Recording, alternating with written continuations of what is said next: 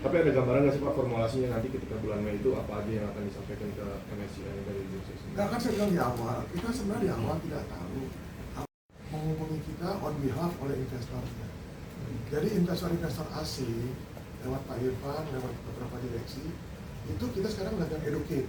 Jadi mereka minta waktu ke kita untuk kita jelaskan apa yang terjadi hari fenomena hari. Jadi Pak Irfan dengan beberapa investor langsung yang corporate terutama melakukan diskusi-diskusi. Tentu saja kami terus edukasi juga, tidak langsung kumpulin mereka.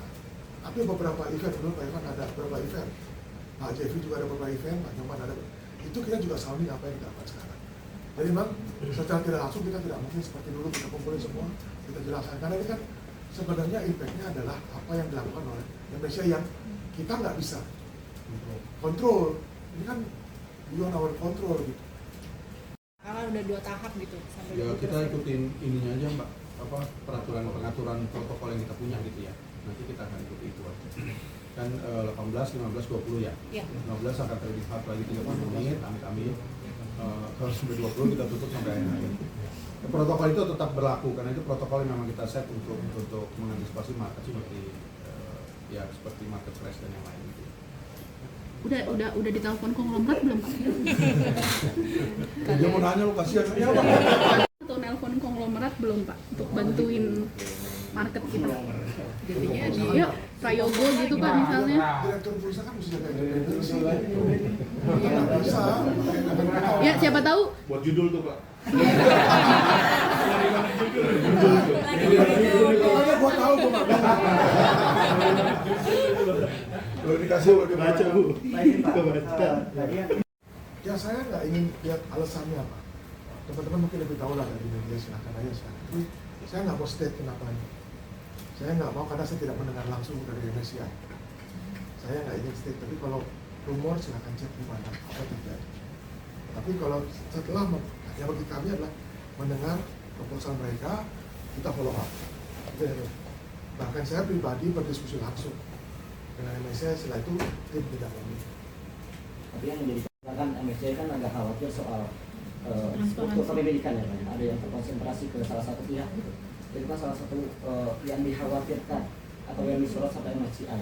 Nah, yang disorot sama MSCI ini menjadi kekhawatiran atau menjadi objek untuk diperbaiki juga kan oleh bursa? Oh, pasti, makanya kepada Pak Christian kan pengawasan kita lakukan. Kan kita lihat terus bagaimana, termasuk tadi kan, makanya kita juga mensupport apa yang dilakukan MSCI karena dari sisi transparansi jadi lebih baik, gitu kan? Sekarang lebih komprehensif, makanya kita bursa mensupport apa yang diminta MSCI. Jadi ini semuanya selama yang salah, enggak. Ini bukan salah benar. Kalau salah, lihat transaksi kita. Tahun lalu the best tahun. Tanya, MSCI udah lakukan kan gitu. Apakah MSCI udah terapin? Enggak.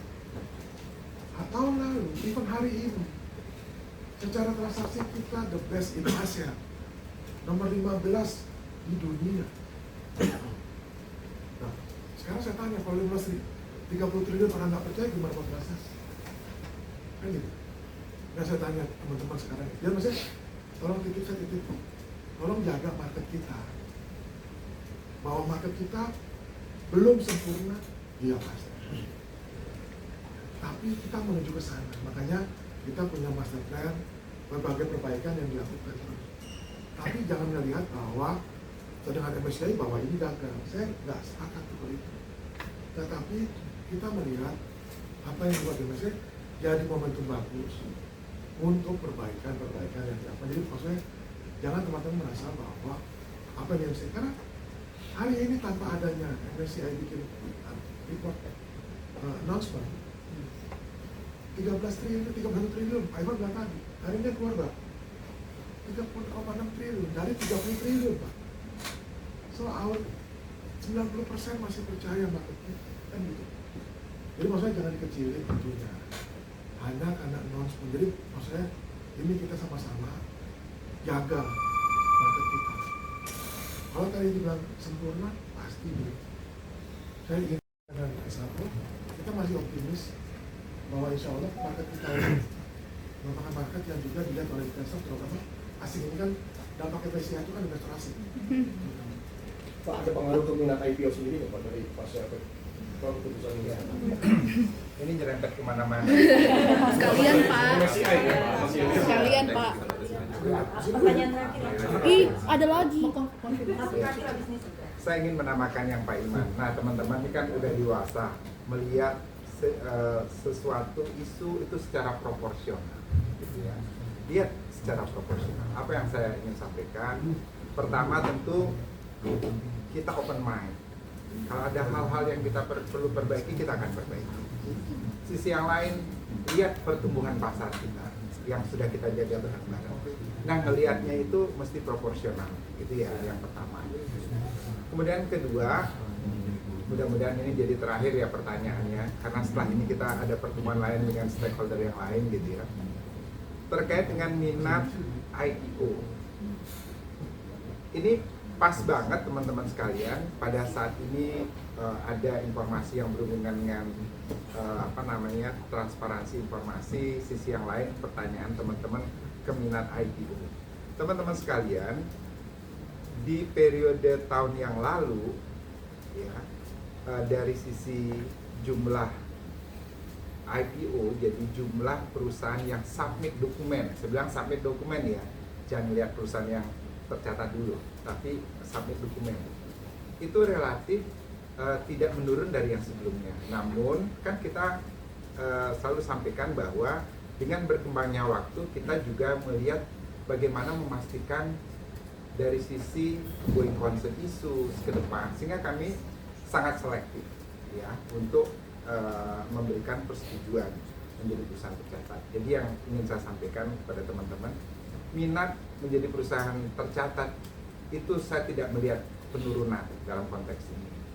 Saya melihat dari sisi submission tidak berubah, hanya tinggal kita nanti memastikan apakah perusahaan-perusahaan yang masuk itu sudah sesuai dengan ekspektasi yang kita harapkan sebagai regulator, yang kita harapkan nanti sesuai ekspektasinya dari stakeholder kita. Mungkin itu yang bisa saya sampaikan ya teman-teman sekalian. Yang kemarin saya juga ingatkan pada teman-teman, kalau melihat dari jumlah perusahaan tercatat relatif turun ya, tapi profitnya yang meningkat, gitu ya. Profitnya meningkat, rata-rata yang dulunya hanya 350 billion kalau kita rata-ratakan profit, di tahun kemarin sampai dengan 700 billion rata-rata per perusahaan mendapatkan profitnya. Artinya apa?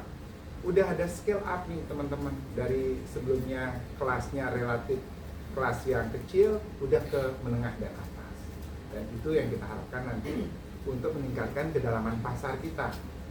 Size juga menjadi perhatian kita, tapi ada tapinya teman-teman, perusahaan yang SME tetap kita berikan kesempatan asal prospektif company. Nah, dua sisi inilah yang kita akan tumbuhkan gitu ya teman-teman sekalian. Jadi itu tidak ada impact secara langsung informasi yang ditanyakan tadi, karena kita melihat jumlahnya juga masuk relatif tidak menurun dari situ. Pak, satu lagi Pak. Pak, satu lagi. Jangan nanya lagi